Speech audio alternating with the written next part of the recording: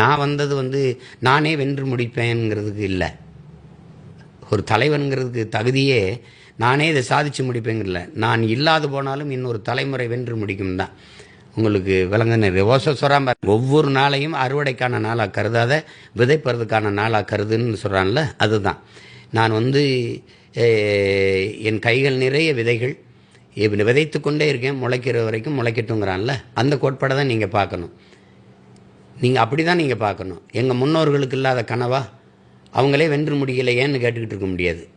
நீங்கள் ஒரு சின்ன சமரசம்னா வாழ்க்கை முழுக்க நான் சமரசம் தான் செய்யணும். நீங்கள் இப்போ இப்படி தானே எங்கள் ஐயா வந்தாங்க, எங்கள் ஐயா ராமதாஸ், இப்படி தான் எங்கள் அண்ணன் திருமாவளவன் வந்தாங்க, இப்படி தான் அண்ணன் வைக்க வந்தாங்க, இப்படி தான் ஐயா விஜயகாந்த் வந்தாங்க.